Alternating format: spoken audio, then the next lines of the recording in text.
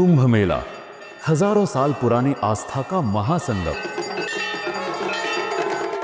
दोस्तों, कल्पना कीजिए एक ऐसे जगह की जहां चारों तरफ सिर्फ आस्था ही आस्था दिखाई देती हो, जहां साधु संतों के मंत्रों की आवाज गूंज रही हो, जहां लाखों दीपक पवित्र नदियों के किनारे जलते हुए न केवल संसार को, आपके मन मंदिर को भी आलोकित कर रहे हों, और जहां करोड़ों लोग सिर्फ एक विश्वास के साथ इकट्ठा होते हों। यह है दुनिया का सबसे बड़ा आध्यात्मिक आयोजन, कुंभ मेला। एक ऐसा आयोजन जहां आस्था, इतिहास, संस्कृति और आध्यात्मिकता सब एक साथ दिखाई देते हैं। हर 12 साल में भारत के 4 पवित्र स्थानों हरिद्वार, प्रयागराज, उज्जैन और नासिक में यह महापर्व आयोजित होता है।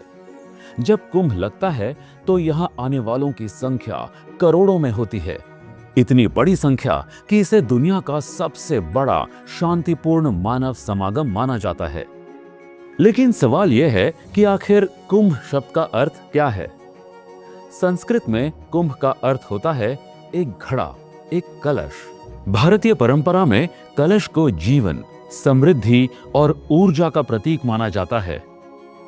कलशस्य मुखे विष्णुः कंठे रुद्रः समाश्रितः मूले त्वस्य स्थितो ब्रह्मा मध्ये मातृगणः स्मृतः। अर्थात कलश में सभी देवताओं का वास है। लगभग हर शुभ कार्य में सबसे पहले कलश की स्थापना की जाती है।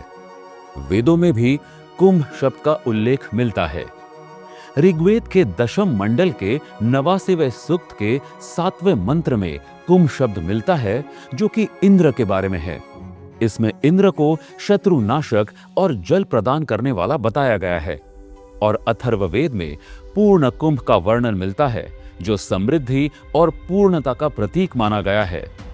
कई विद्वानों के अनुसार कुंभ केवल एक घड़ा नहीं है, ये सृष्टि का प्रतीक है, क्योंकि जैसे घड़े में जल होता है, वैसे ही ब्रह्मांड में जीवन की ऊर्जा प्रवाहित होती है। कुंभ मेले की परंपरा एक प्रसिद्ध पौराणिक कथा से जुड़ी हुई है। ये कथा है समुद्र मंथन की। पुराणों के अनुसार एक समय देवताओं और असुरों के बीच अमरत्व पाने के लिए होड़ लगी हुई थी। तब भगवान विष्णु की सलाह पर दोनों ने मिलकर समुद्र मंथन किया। समुद्र मंथन से कई दिव्य वस्तुएं निकली। देवी लक्ष्मी, चंद्रमा और अंत में निकला अमृत से भरा हुआ एक दिव्य कलश। जैसे ही अमृत का कलश निकला, देवताओं और असुरों के बीच संघर्ष शुरू हो गया। तब भगवान विष्णु ने मोहिनी अवतार लेकर अमृत का कलश अपने हाथ में लिया और उसे लेकर भागने लगे। कहा जाता है कि इस संघर्ष के दौरान अमृत की कुछ बूंदें पृथ्वी के 4 स्थानों पर गिरी। ये 4 स्थान थे हरिद्वार, प्रयागराज, उज्जैन और नासिक।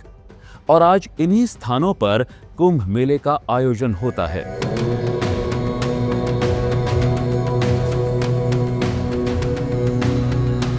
अब प्रश्न है, कुंभ मेला कब होता है? मित्रों, कुंभ मेला किसी तय तारीख पर नहीं होता। इसका समय तय होता है खगोलीय गणनाओं के आधार पर। जब सूर्य, चंद्रमा और ग्रह बृहस्पति विशेष राशियों में आते हैं, तभी कुंभ मेले का आयोजन निर्धारित होता है। यह 12 वर्ष का चक्र है। ग्रह बृहस्पति को सूर्य की परिक्रमा पूरी करने में लगभग 12 वर्ष लगते हैं। इसी कारण कुंभ मेला लगभग हर 12 साल में मनाया जाता है। यह समय बृहस्पति की कक्षा के साथ जुड़ा हुआ है और इसी खगोलीय चक्र के आधार पर चारों पवित्र स्थानों पर कुंभ मेले के आयोजन का समय निर्धारित किया जाता है। गंगा, यमुना और सरस्वती, इन 3 पवित्र नदियों के संगम पर स्थित प्रयागराज में कुंभ मेले का तब आयोजन होता है जब बृहस्पति वृषभ राशि में होते हैं और सूर्य तथा चंद्रमा मकर राशि में होते हैं। गंगा नदी के किनारे बसे हरिद्वार में कुंभ मेला तब लगता है जब बृहस्पति कुंभ राशि में होते हैं और सूर्य मेष तथा चंद्रमा धनु राशि में होते हैं।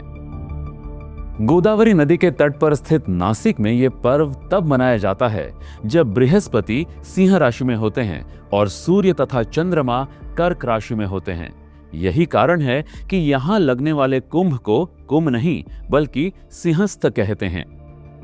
नासिक की ही तरह क्षिप्रा नदी के किनारे बसे उज्जैन में कुंभ मेला तब आयोजित होता है जब बृहस्पति सिंह राशि में होते हैं और सूर्य तथा चंद्रमा मेष राशि में होते हैं।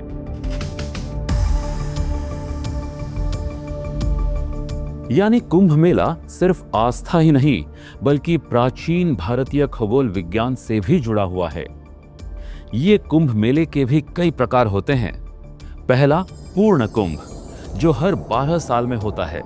दूसरा अर्ध कुंभ जो हर 6 साल में आयोजित होता है। और तीसरा महाकुंभ ये लगभग 144 साल में एक बार होता है और इसे सबसे पवित्र माना जाता है। कुंभ मेले का सबसे महत्वपूर्ण हिस्सा है पवित्र स्नान। श्रद्धालुओं का विश्वास है कि इस समय पवित्र नदियों में स्नान करने से मन और आत्मा शुद्ध हो जाती हैं और जीवन के पापों से मुक्ति मिलती है। इन स्नानों में सबसे खास होता है शाही स्नान। इस दौरान अलग अलग अखाड़ों के साधु विशेष जुलूस के साथ नदी में स्नान करते हैं। उनके स्नान के बाद ही आम श्रद्धालु स्नान करते हैं।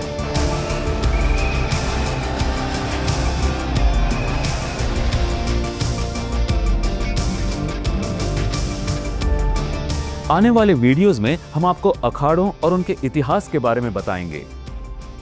मित्रों, मेले का सबसे बड़ा आकर्षण है नागा साधुओं की परंपरा।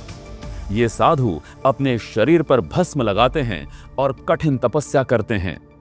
कई नागा साधु सालों तक हिमालय की गुफाओं में साधना करते हैं और केवल कुंभ मेले के दौरान सार्वजनिक रूप से दिखाई देते हैं। जब उनका शाही जुलूस निकलता है तो पूरा वातावरण हर हर महादेव के नारों से गूंज उठता है। हर हर महादेव। 7वीं शताब्दी में भारत आए चीनी यात्री वेन सांग ने भी प्रयाग में होने वाले एक विशाल धार्मिक समागम का वर्णन किया था। उन्होंने लिखा था कि उस समय के राजा हर्ष प्रयाग में विशाल आयोजन करते थे और अपनी सारी संपत्ति दान कर देते थे। आज कुंभ मेला केवल भारत का ही नहीं बल्कि पूरी दुनिया का सबसे बड़ा धार्मिक समागम बन चुका है। इसी महत्व को देखते हुए यूनेस्को ने 2017 में कुंभ मेले को मानवता की अमूर्त सांस्कृतिक विरासत घोषित किया। कुंभ मेला हमें एक गहरी सीख देता है। यह हमें बताता है कि जब करोड़ों लोग अलग अलग भाषाओं, अलग अलग संस्कृतियों और अलग अलग जीवन शैली के बावजूद एक ही विश्वास के साथ इकट्ठा होते हैं तो वो केवल एक मेला नहीं रहता, वो बन जाता है मानवता का उत्सव। कुंभ मेला केवल एक धार्मिक आयोजन नहीं है, ये भारत की सभ्यता, संस्कृति और आध्यात्मिक परंपरा का जीवन प्रतीक है। ये वो स्थान है जहां हजारों साल पुरानी परंपराएं आज भी उसी श्रद्धा के साथ जीवित हैं। और शायद यही कारण है कि जब कुंभ लगता है तो केवल भारत ही नहीं बल्कि पूरी दुनिया की नजरें इस अद्भुत आयोजन पर टिक जाती हैं, क्योंकि ये सिर्फ एक मेला नहीं है, ये है आस्था, इतिहास और मानवता का महासंगम।